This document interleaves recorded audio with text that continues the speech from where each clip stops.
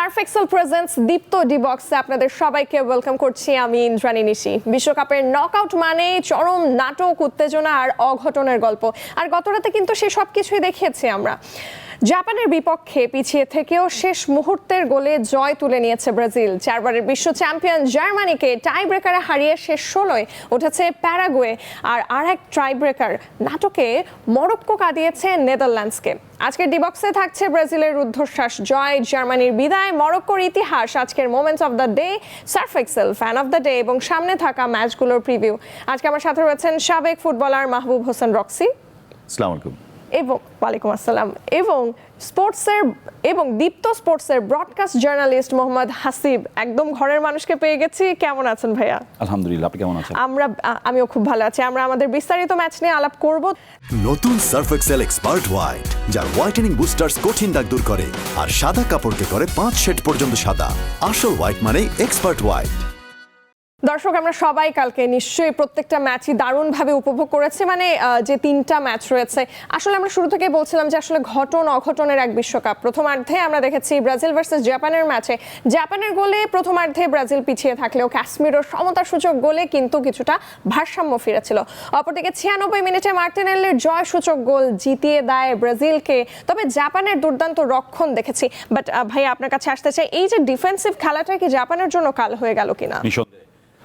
Japan Brazil ম্যাচের মধ্যে সবচেয়ে গুরুত্বপূর্ণ বিষয়টা ছিল এখানেই, কারণ এশিয়ার অন্যতম ফেভারিট একটা দল এবং পাওয়ার হাউস বলা হয়, তাদের যেরকম খেলা উচিত ছিল। আমরা মানে গত বছর অক্টোবরে ব্রাজিল জাপানে যে ম্যাচটা হয়েছে এবং ব্রাজিল হেরে গেছিল 3-2 গোলে, ওই ম্যাচটাকে বারবার সামনে আনা হচ্ছে এবং দর্শক বলে মানে ব্রাজিলের মানে জাপানে যারা আছেন তারাও প্রত্যেকে ওই ম্যাচটার কথা বলছে।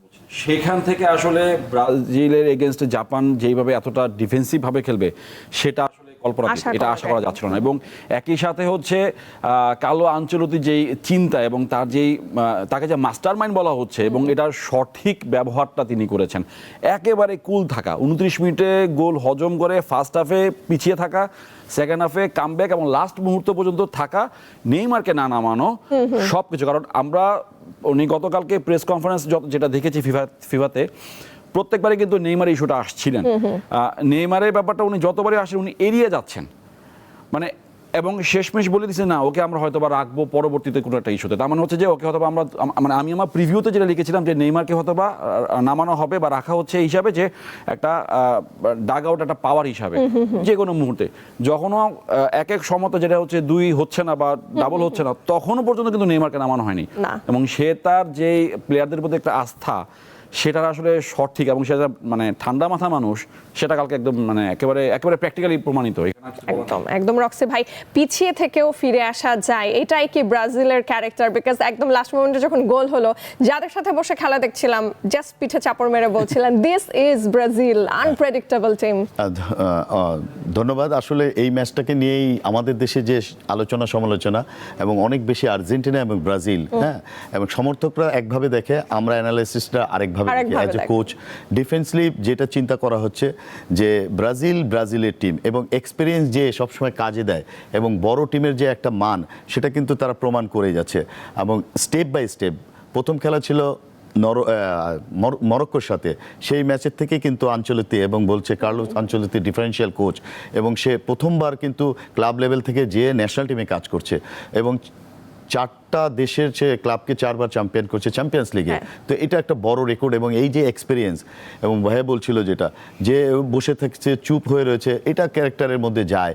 একটা ম্যাচ কোচ কতভাবে চিন্তা করতে পারবে এবং তার ফিলোসফি থেকে প্ল্যান 1, প্ল্যান 2 এবং প্ল্যান 3-তে যেতে পারে।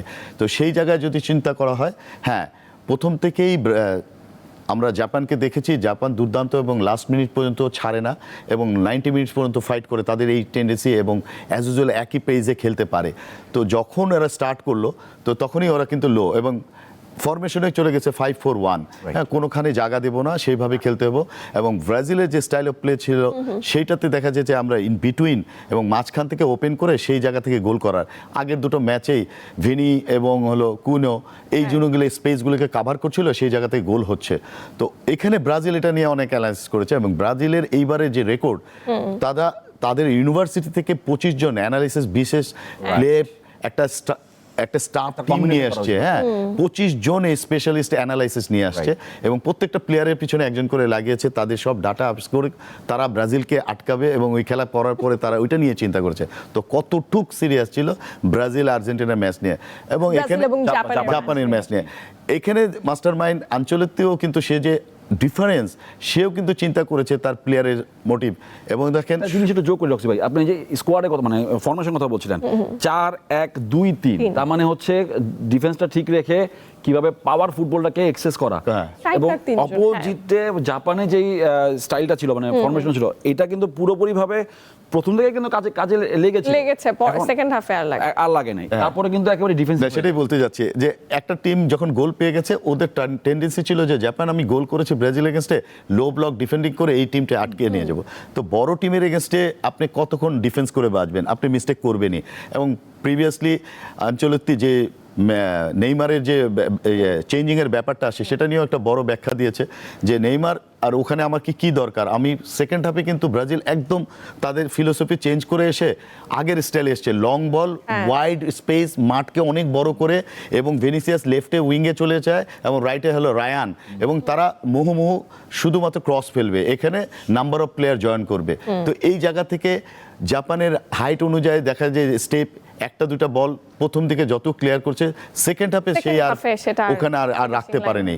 এবং যদি গোল হতো তাহলে কালকে 5টা গোলই হতো। হ্যাঁ আমাদের ভিনির গোল বারে লেগে বিরতি এসছে, তারপরে মিডফিল্ডে ক্যাসিমেরোর গোল, আগের বল গোল লাইন থেকে 3 জনের একটা সেভ আছে জটলা থেকে, পরের বলে এখন ফার্স্ট চেঞ্জিংটা এখানে দেখেন কি চেঞ্জ হয়েছে। প্রথম যে ওখানে ছিল পাকোয়েতাকে চেঞ্জ করে নামানো হয়েছে আমাদের, আর এই চেঞ্জটা আচ্ছা আপনি বলেন, আপনি শেষ করেন। পাকোয়েতাকে চেঞ্জ করে নামানো হয় ইয়াং সানসেন্স প্লেয়ার হলো আমাদের রায়ানের কথা বলছেন না, রায়ান তো মার্টিনেলি পরে নেমেছে, তার আগে নামে হলো পাকেতার পরিবর্তে আমাদের স্ট্রাইকার এই যে ছোট মতো এনরিক। হ্যাঁ এবং এনরিককে নামানো হয় স্ট্রাইকিং এ। সবাই মনে করছে যে এখানে এত হাইট কম কি করবে, তো এনরিকের একটা এক্সেপশন পাওয়ার আছে যে ডিফেন্ডারকে তছনছ করে ফেলতে পারে এবং এত বেশি রাশ প্রেসিং ফুটবল খেলে ডিফেন্ডার ওখানে মিস্টেক করে।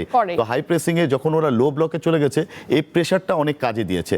এখন ওই যে ডিফেন্ডারকে বেশি ব্যস্ত রাখা, এখানে স্পেস তৈরি করে ভিতরে ঢুকে যাওয়া, পরের চেঞ্জটা আসে এবং একটাই চেঞ্জ করে। পরের চেঞ্জে যে মনে করছে যে যদি ক্রস বেশি হয় তাহলে আমার হাইট এবং ফিনিশিং এর দরকার, তখন মার্টিনালি কিন্তু একটা উইঙ্গার প্লেয়ার, তাকে কিন্তু নাম্বার 10 পজিশনে ইয়ার পিছনে খেলানো হয়। তো এই চেঞ্জগুলোই আসলে এখানে আঞ্চলিক থেকে ক্রেডিট দিতে হবে এবং মাস্টার খেলার মানে হিসাব কিতাবটা একেবারে বদলে গেছে। আমরা পরবর্তী ম্যাচে একটু আলোকপাত করতে চাই দর্শক। আরো একটা আমি ডিজাস্টার বলবো নাকি হ্যাপেনিং একটা ম্যাচ বলবো বুঝতে পারছি না, কারণ জার্মানি এবং প্যারাগুয়ে এক গোলে সমতায় ছিল, তবে পেনাল্টিতে জার্মানি 3 এবং দুঃখিত টাই ব্রেকারে জার্মানি 3 এবং প্যারাগুয়ে 4। মূল পয়েন্ট আমরা যদি দেখি আমাদের পুরো খেলার এনসেসোর গোলে কিন্তু প্যারাগুয়ের লিড হয়েছিল এবং হাভার্টসের সমতা যেমন উনি করেছেন, অপরদিকে জার্মানির বাতিল গোল হয়েছে। টাই ব্রেকারে জার্মানির এই যে এরকম বিদায়, এটা আসলে কতটা এক্সপেক্টেড ছিল? আমার কাছে খুবই আনএক্সপেক্টেড, বাট 4বারের বিশ্ব চ্যাম্পিয়ন, আচ্ছা একটা মজার জিনিস, 4বারের বিশ্ব চ্যাম্পিয়নদের হারানোর কারণে কিন্তু প্যারাগুয়েতে আজকে সরকারি ছুটি ঘোষণা করা হয়েছে। This is crazy but interesting at a time. ভাই আপনার কাছে আসবো এটা নিয়ে। শুরুটা আসলে কোন জায়গাতে করা উচিত? 2014 বিশ্বকাপের চ্যাম্পিয়ন দল 2018-22 গ্রুপ পর্ব থেকে বিদায়। 44 বছরে জার্মানি ফুটবল ইতিহাসে টাই ব্রেকে গোল মিস স্টিলই করেছে 1982 সালে 8 জুলাই ফ্রান্সের বিপক্ষে দ্বিতীয় সেমিফাইনালে। মানে ইতিহাসটা আপনি একবার চিন্তা করেন কতটা গভীর। এবং তখন সেটা ছিল পশ্চিম জার্মানি নামে। মানে ইতিহাসটা কোন লেভেলটাতে ছিল, মানে জার্মানির ফুটবলের ইতিহাস। আমাদের একজন গেস্ট আসছিলেন, আমি একটু কথা প্রসঙ্গে টানতে হয়, উনি একেবারে জার্মানি সাপোর্টার, আমাদের একজন সম্মানিত অতিথি এই অনুষ্ঠানে। উনি বলছিলেন এবং বলেনও যে জার্মানি মানে বিশ্বকাপ ফুটবল হবে, জার্মানি থাকবে না, এটা আসলে হয় না। এখন আসলে আজকে ম্যাচ এরকম হবে, মানে এরকম ফলাফল হওয়ার ওনার কথা বারবার মনে হচ্ছিল যে ওনার কী অবস্থা। মানে এটা আসলে অবিশ্বাস্য এবং হ্যাঁ এটাই ফুটবল। ফুটবলের সৌন্দর্য বলেন, বিশ্বকাপ ফুটবলের যে সৌন্দর্য এটাই, আপনাকে কখন হিট করবে, কখন আপনি মাটিতে পড়ে যাবেন, এটা হচ্ছে রিয়েলিটি এবং এটাকে আপনাকে মানতে হবে। নাগেলসম্যান খুব চমৎকারভাবে ডিফেন্স করেছেন, যদি আমাকে না চায় আমাকে বলে দেখে আমি চলে যাই।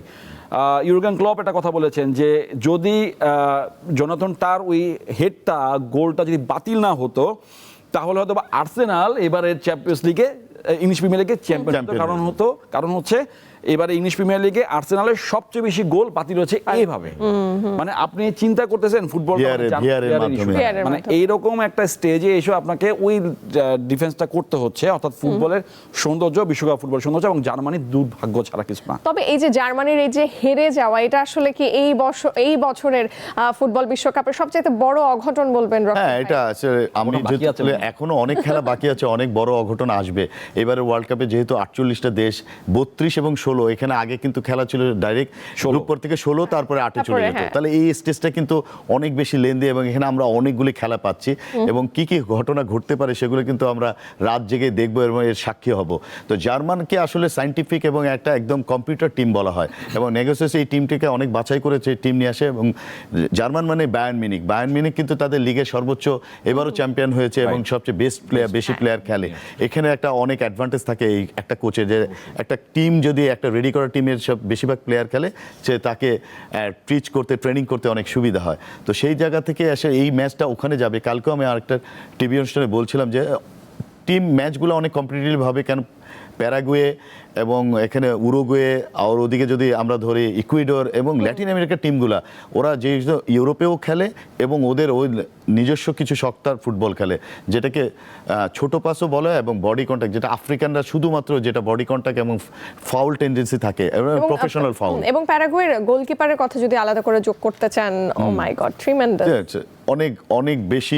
অনেক বেশি পারফরমেন্স এবং যেটা তার কাছে চিন্তা করা হয়নি।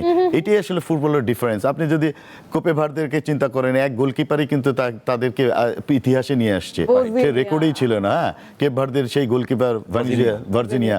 তো সেইগুলো আমরা দেখবো, পরে খেলা আছে আর্জেন্টিনা।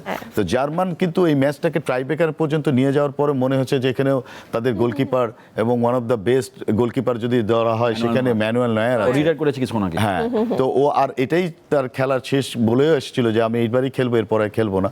তো সেখানেও সে টিমকে কোনো আস্থা দিতে পারে নাই, এটা হলো বড় ব্যাপার। এবং তবে আমার কাছে যেটা মনে হয়, রসি ভাই, একটু কথা প্রসঙ্গে বলি যে জোনাথন তার যে হেডটা, মানে যেটা ভিআর কারণে বাতিল হয়, এইটা একটা বড় ইফেক্ট পড়েছে। আপনি দেখেন টাই ব্রেকে যখন যখন আসছিল শটে, সেটা কিন্তু বারপোস্টে চলে যায় প্রথম উপর দিয়ে, সাইকোলজিক্যালি কিন্তু এটা অনেক বড় একটা আঘাত জার্মানির জন্য। এবং আমার কাছে কেন যে মনে হচ্ছে যে এখানে হচ্ছে নাগেলসম্যান একটা ভুল। এবং ফুটবল যে শুধুমাত্র আসলে টেকনিক্যাল গেম তা তো না, এটা বড় একটা মানসিক চাপের জায়গা। এবং অনেকে এবার বলছেন, ভাইয়া দুজনেই নিশ্চয়ই একমত হবেন, যে এই যে ভিআর এর কারণে এবং রেফারিদের এই যে কনফিউজিং কিছু ডিসিশন, এর কারণে কিন্তু আসলে প্রপারলি গোল দেওয়ার পরেও একটা কনফিউশন কাজ করে, আচ্ছা গোল হলো কি না। হ্যাঁ, অনেকে আমাদের সম্মানিত অনেক অতিথি বলেছেন যে এখন বেচারারা আসলে অনেক কিছু দেখা যায় যে অনেক ডিসিশনও তো ভুল থাকছে। হ্যাঁ, যেমন কিছু হচ্ছে যে দেখতেছি আমরা অনেক ফাউলগুলো আমরা মিস্টেক করছি, তারপর কমপ্লিটলি আপনাদের দেখতে পাচ্ছি যে এটা হচ্ছে কর্নার, এটা দিয়ে দিচ্ছে গোল কিক। হ্যাঁ, ডিসিশন চেঞ্জ। এই ডিসিশন এত টেকনোলজি হওয়ার পরও এবারে বিশ্বকাপে এটা আসলে একটা ফিফার ব্যর্থতা আমি বলবো। অবশ্যই। এবার একটু পরের ম্যাচে আসতে চাই, নেদারল্যান্ডস ভার্সেস মরক্কো। এটাও গেছে আসলে টাই ব্রেকারে। আমরা এবার দেখছি এবার কি ড্রয়ের বিশ্বকাপ। 32তে যে নকআউট পর্ব আসছে, এখানে মধ্যে সবচেয়ে বড় টিম দুটা যদি বলে র্যাঙ্কিং এ, সেখানে নেদারল্যান্ডস এবং মরক্কো। যেটা মরক্কো ব্রাজিল খেলে আসছিল, সেই চিন্তা করলে যে নেদারল্যান্ড এবং মরক্কো আছে, এটা প্রথম থেকে বলছিলাম যে এটা ম্যাচ কমপ্লিটলি একদম ড্রর দিকে যাবে এবং গোল যে হবে ম্যাচে সেটাও ডিফারেন্সিয়াল ছিল। এবং শেষ সময় যখন নেদারল্যান্ডের গ্যাপও যে গোল করে, তখন মনে হচ্ছিল যে আর বেশি সময় নাই, 6-7 মিনিট আছে, এই গোলটা লিড করে ওরা বের হয়ে যাবে। এবং প্রত্যেকটা ম্যাচ আমরা লাস্টের দিকে আমরা কানাডা জিতেছে 92 মিনিটে, ব্রাজিল জিতেছে 93 মিনিটে, এবং বেপকো যে গোল করে তারপরে ওকে শোধ করে মরক্কো, সেটাও কিন্তু 91 মিনিটে। হ্যাঁ, ইসাকে। তো এই জিনিসগুলি কিন্তু অনেক সব গোলগুলো হচ্ছে, ভাই সরি একটু আটকালাম, সব ইনজুরি টাইমে গিয়ে। হ্যাঁ, সেটাই বলছি যে অ্যাডিশনাল টাইম এবং মেন্টাল, এখানে যে আপনি যদি ম্যাচ থেকে একটু কনসেন্ট্রেশন লুজ করেন, তাহলে কিন্তু এই জন্য বলা হচ্ছে যে 90 মিনিটসের পরে আবার 30 মিনিটস খেলতে যে এনার্জি পাওয়ার লাগে, সেই প্লেয়ারের ওই অ্যাবিলিটি আছে কিনা, বা যারা ভিতরে যাচ্ছে তারা ওই নার্ভ রাখতে পারছে কিনা। এবং সেই জায়গায় আমরা বলবো জার্মান এবং নেদারল্যান্ডের সব প্লেয়াররা ইউরোপের টপ লেভেলে ফুটবল খেলে, অনেক বেশি ম্যাচ খেলে, তাদের এক্সপিরিয়েন্স অনেক বেশি থাকার কথা। ম্যাচ উইনিংয়ে এবং পেনাল্টি শুট আউটে এত বাজে শুট করবে, এটাও কিন্তু চিন্তা করা হয়নি।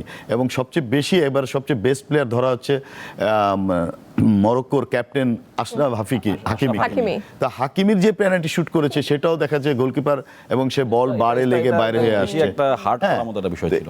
এই চেঞ্জগুলো আসলে নার্ভের ব্যাপার এবং বড় বিগ ম্যাচে যে প্রেসার নিয়ে এই লিড করা এবং ম্যাচ course. উইন করার যে ক্ষমতা এটা আসলে মাঠেই প্রমাণ করতে এবং হবে। টাই ব্রেকারে আমরা দেখেছি ডাচদের তিনটা মিস হয়েছে, বাট বুনোর কথা আলাদা করে বলতেই হয়। এবং ফাইনালি মরক্কো শেষ 16তে লাস্টবার তো সেমি পর্যন্ত গেছিল, কি মনে হয় ফ্রান্সের কাছে ভাইয়া? হেরেছিল 2-0 গোলে। মানে মরক্কো আসলে এবারের বিশ্বকাপে তাদের সেরাটা খেলে ফেলেছে আমি বলবো। মানে একদম। গতবারে সেমিফাইনালিস্ট নো ডাউট, হয়তোবা এবারও ভালো কিছু আছে তাদের কপালে, কিন্তু তারা তাদের বেস্টটা খেলে ফেলেছে। তাদের আসলে বাকি যে পথ চলার সামনে রয়েছে, রাউন্ড অফ 16 বলেন, কোয়ার্টার ফাইনাল, সেমিফাইনাল, এখানে আসলে তারা তাদের ধারাবাহিকতা ধরে রাখার বিষয়। এবং আপনি খেয়াল করবেন যে যতগুলো গোল হচ্ছিল না কিংবা যতগুলো গোল হচ্ছিল, এক্সপেকটেশন টেলিভিশন মানে যারা হচ্ছে দর্শক দেখছেন মাঠে বসে, তাদের ফিলটা দেখেন, তাদের উচ্ছ্বাসটা দেখেন। এবং আপনাদের চোখে ধরা পড়েছে কিনা, যদি আমার একেবারে ভুল না হয়, এমন কিছু দর্শক পেয়েছে যারা কিনা নেদারল্যান্ডসের সাপোর্টার, কিন্তু মানে মরক্কোর এই উইশটাকে তারা খুব ভালোভাবে সেলিব্রেট করছে এবং এটা খুব স্বাভাবিক। এই যে স্পোর্টিং এটাই হলো ফুটবল, এটাই হলো একটা বিষয় থাকে, কিন্তু মরক্কোর এরকম একটা কামব্যাক করবে বা এটা ধারাবাহিকতা রাখবে গত ওয়ার্ল্ড কাপের থেকে। কারণ ব্রাজিলের কাছে প্রথম ম্যাচ ড্র করার পর কোচ কিন্তু বলেছিল যে আমরা কিন্তু ম্যাচটা জিতেই ফেলেছি, কারণ ওইখানে কিন্তু আসলে মরক্কো কতটুকু যেতে পারে তার একটা হিসাব নিকাশ হয়ে গেছে। নতুন সার্ফ এক্সেল এক্সপার্ট হোয়াইট, যার হোয়াইটেনিং বুস্টার্স কঠিন দাগ দূর করে আর সাদা কাপড়কে করে 5 শেড পর্যন্ত সাদা। আসল হোয়াইট মানে এক্সপার্ট হোয়াইট। গোলের আসলে ব্যাপার স্যাপার, এবং অনেকে বলছেন যে সবাইকে আসলে করে দিয়েছে। ভাইয়া কি বলবেন? আসলে গোলগুলি আসলে যতগুলি গোল আমি বারবার বলছি যে আপনি যদি 90 মিনিটের পরে যে 6 মিনিট 5 মিনিট 8 মিনিট পাচ্ছে সেখানে যে গোল করছে, তাহলে কতটুকু কনসার্ট এবং কত সিরিয়াসলি, যেটা ব্রাজিল কামব্যাকে যে প্রমাণ করতে হয়। এবং মার্টিনালি কত নিখুঁত ওই জায়গার মধ্যে ফিনিশ করেছে, জাপানের ডিফেন্ডার ভেদ করে, তারপরে গোলকিপার টাচ করে, তারপরে ওই বলটাকে রাখতে পারেনি। এর আগে ভিনির বলে টাচ করেছে, তারপরে ভিনিসিয়াসের গোলে টাচ করেছে। তো এই জিনিসগুলি কিন্তু অনেক বেশি মানে স্মৃতিময় হয়ে থাকে এবং এত সুন্দর সুন্দর গোল যে হচ্ছে সেটা কিন্তু মনে রাখার মতো। তো এই ফিনিশিংগুলো আসলে বড় জিনিস। এবং নকআউটে কিন্তু গোল হবে কম, আপনি যেহেতু সবকিছু ড্র ম্যাচ যাবে, আসলে কিন্তু নকআউটে ওই চ্যালেঞ্জগুলি থাকে এবং ডু আর ডাই। গ্রুপ পর্যায়ে অনেক রিল্যাক্স থাকে যে এই ম্যাচ নাই, পরের ম্যাচে আমরা কাভার করবো। এখানে কোনো কাভারের সুযোগ নাই, 90 মিনিটে আপনি কাভারিং, তারপরে সব যাবে আপনাকে হলো রেজাল্টের দিকে। একদম। আমরা বিরতিতে যাব, আপনি যদি এক লাইনে ডিফেন্ডারদের এই যে শটগুলো নিয়ে আলাদা করে কিছু যদি বলেন, সবকিছু জাস্ট ওপর দিয়ে চলে যাচ্ছে। এটা আসলে ওই যে বললাম, একটা শেষ থেকে একটা প্রেশার থাকে, এবং যখন দেখা যায় যে আমি আজকে এখন হয়তো বা আমার এই দলটা করছে, প্রতিপক্ষ যখন ওই মিসটা করে তখন সেটা একটা চাপ থেকে যায়। সেই চাপটাই আসলে ওই যে পাজেল হয়ে যাওয়া, এই পাজেল হয়ে যাওয়াটা, কারণ যে কামব্যাকের সুযোগ নাই তো, যেটা বলেন, এটা একটা বড় ইফেক্ট থেকে যায়। নতুন সার্ফ এক্সেল এক্সপার্ট হোয়াইট, যার হোয়াইটেনিং বুস্টার্স কঠিন দাগ দূর করে আর সাদা কাপড়কে করে 5 শেড পর্যন্ত সাদা। আসল হোয়াইট মানে এক্সপার্ট হোয়াইট। বিশ্বকাপ মানেই আবেগ, আর ব্রাজিল খেললে সেই আবেগ যেন অন্য এক মাত্রা পায়। আজকের Surf Excel fan of the ডেতে থাকছে ঢাকা বিশ্ববিদ্যালয়ের ব্রাজিল সমর্থকদের দুর্দান্ত উদযাপন, যেখানে হাজার হাজার ভক্ত একসাথে দেখেছে সেলেসাওদের জয়। টিএসসি পাগল বানায় ফেলে। বিশ্বকাপ ফুটবল মানেই ব্রাজিল, এই বিশ্বাস নিয়েই ঢাকা বিশ্ববিদ্যালয়ের এক ফ্যান জোনে জড়ো হয়েছিলেন হাজারো ব্রাজিল সমর্থক। জাপানকে 2-1 গোলে হারিয়ে শেষ 16 নিশ্চিত করার পর উৎসবে মেতে ওঠেন তারা। ব্রাজিলের 2 গোলেই ছিল উচ্ছ্বাস, গান আর উদযাপনের ঝড়। সমর্থকদের বিশ্বাস, প্রতিটি ম্যাচে আরও উন্নতি করছে সেলেসাওরা। মজার ব্যাপার হলো, সেখানে আর্জেন্টিনা সমর্থকরাও ছিলেন, কেউ কেউ জাপানের পতাকা নিয়েও উপস্থিত হয়েছিলেন। তবুও শেষ পর্যন্ত ব্রাজিলের জয়েই মুখর ছিল পুরো ফ্যান জোন। এই আবেগ, এই প্রতিদ্বন্দ্বিতা আর ফুটবলের প্রতি নিখাদ ভালোবাসাই আজকের Surf Excel fan of the day. Amazing. Actually আমি নিজেও যখন স্টুডেন্ট ছিলাম সেই সময়কার কথাগুলো খুব মনে পড়ছে। জি, জি। জাস্ট একটা মেমোরি তো আমি শেয়ার করতে চাই। লাস্ট ওয়ার্ল্ড কাপের ফাইনালের দিন জাস্ট টিএসসিটা আমার সামনে যখন 2-2 গোলে সমতা হলো, টাকাশ করে একজন সেন্সলেস হয়ে পড়ে গেল। মানে কতটা হাইপার থাকে এই মোমেন্টগুলো। কি মনে হচ্ছে হাসিব ভাইয়া, এখন পর্যন্ত সবচেয়ে ভারসাম্যপূর্ণ দল কোনটা? আমরা ব্রাজিলেরও খেলা দেখলাম, ফ্রান্সের খেলা রয়েছে আজকে রাতে, কি বলবেন? এটা খুব ডিপ্লোম্যাটিক একটা প্রশ্ন এবং উত্তরটা কি তাই হবে কিনা জানি না, বাট কে রেখে যায় কে রাখে জানি না। মানে এটা আসলে একটা বিষয় হচ্ছে এরকম যে বিশ্বকাপে যেটা হয় যে ব্রাজিল এবং আর্জেন্টিনাকে তো অবশ্যই ধরা হয়, যেটা যেখানে আসলে মানে শিরোপা ধরে রাখার একটা ধারাবাহিকতা বিষয় থাকে, সেই জায়গায় তো ডেফিনেটলি আর্জেন্টিনা বা মেসির ইস্যুটা থাকে। কিন্তু এবার আমার কাছে শুরু থেকে যে দলগুলো আমি দেখেছি, স্টাডি করেছি, তাতে আমার কাছে ফ্রান্স এবং পর্তুগালকে যথেষ্ট ব্যালেন্স মনে হচ্ছে। হ্যাঁ, আজকে ফ্রান্সের একটা পরীক্ষা আছে, নো ডাউট, কিন্তু সেখানে আসলে পর্তুগালও মানে রোনালদোর ইস্যুটা চলে আসে অটোমেটিক্যালি। এইখানে আসলে দেখার বিষয় আলটিমেটলি যে কে রিচ করবে। কারণ যদি গতবারের মতো যদি আবার রিপিটেশন হয় যে ফ্রান্স আর হচ্ছে আর্জেন্টিনা, এটা অবাক হওয়ার কিছু নাই, কিন্তু আপনি পর্তুগালকে কোনোভাবে পিছিয়ে রাখা যাবে না। এবং এটা পরীক্ষিত, শুধু রোনালদো না, আপনি কাকে দিয়ে আপনি আটকাবেন, কাকে দিয়ে আপনি চিন্তা করবেন, গোলরক্ষক দিয়ে শুরু করে সবটাই আছে। আমি যদি আরেকটু পিছনে এসে বলি, আর জার্মানির আজকে মানে হারা বা যে মানে বাদ পড়া যে 5টা রিজন থাকবে, সেই 5টা রিজনের বিপরীত কিন্তু হচ্ছে পর্তুগালের সে অবস্থায় আছে। তাদের রক্ষণ ভালো, তাদের ডিফেন্স ভালো, তাদের টেকনিক্যাল ভালো, গোলরক্ষক ভালো। মাঠের খেলাটাই কিন্তু সবকিছু নো ডাউট, এখানে হচ্ছে বড় বিষয়। 90টা মিনিট হচ্ছে যে স্নায়ু চাপটা নিতে পারবে, সেটা হচ্ছে বড় একটা পরীক্ষা। এবং অবশ্যই এবার একটু চলে যেতে চাই পরবর্তী ম্যাচগুলোতে, ফ্রান্স সুইডেন নিয়ে বিস্তারিত আলাপ করবো, বাট আমি একটু প্রেডিকশনটা সরাসরি আনতে চাই। হোয়াট অ্যাবাউট আইভরি কোস্ট বনাম নরওয়ে? না, এই ম্যাচটাও কিন্তু অনেক কম্পিটিটিভ হবে। এখন যেই ম্যাচ চলে আসছে, বারবার বলছি নকআউট ম্যাচ, হ্যাঁ, এখানে কিন্তু নরওয়েকে একটু এগিয়ে রাখলেও আমি এটা ডিফেন্ডিং পাওয়ার কিন্তু আফ্রিকান এখানে আইভরি কোস্ট অনেক স্ট্রংলি, এবং ওরাও কিন্তু লড়াকু এবং ফাইট করবে লাস্ট 90 মিনিট পর্যন্ত।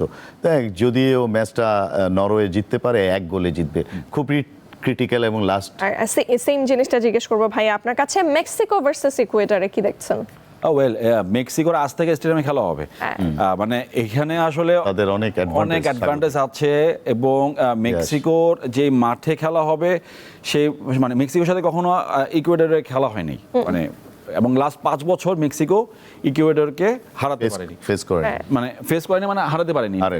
যদিও তারা হচ্ছে দেখা হয়েছে কোপা কাপে বা আমেরিকান ফুটবলে, কিন্তু এই ওয়ার্ল্ড কাপে না। তো সেইখানে আসলে এরকম একটা মোমেন্টে দাঁড়িয়ে হোম অ্যাডভান্টেজ নিয়ে, এবং আমি আসলে আজ থেকে স্টেডিয়াম সম্পর্কে অনেক ভাবি জেনেছি, কারণ 86 বিশ্বকাপে ফাইনাল হয়েছে, এবার ওয়ার্ল্ড কাপে শুরুটা হচ্ছে, অনেক ইতিহাস সেই আজ থেকে স্টেডিয়ামে যে নৌকা সাদৃশ্য যে স্টেডিয়ামটা, সেখানে আসলে গুটি কয়েক হচ্ছে ইকুয়েডরের দর্শক থাকবে।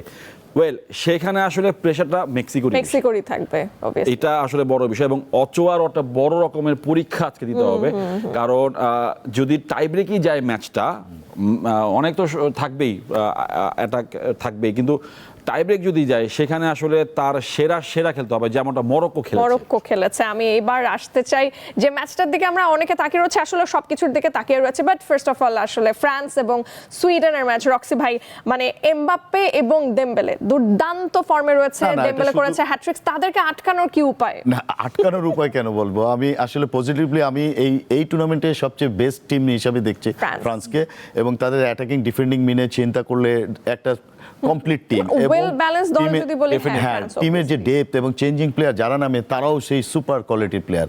সেই জায়গা থেকে যদি আটকাতে চায়, কে আটকাবে? সুইডেনের যে ডিফেন্ডিং, সেখানে ওদেরকে আটকানোর অপশন নাই। আর আপনি যদি আটকাতেই চান, তাহলে আপনাকে সেদিন যেমন এমবাপ্পেকে আটকেছে, গোল করেছে ডেম্বেলে।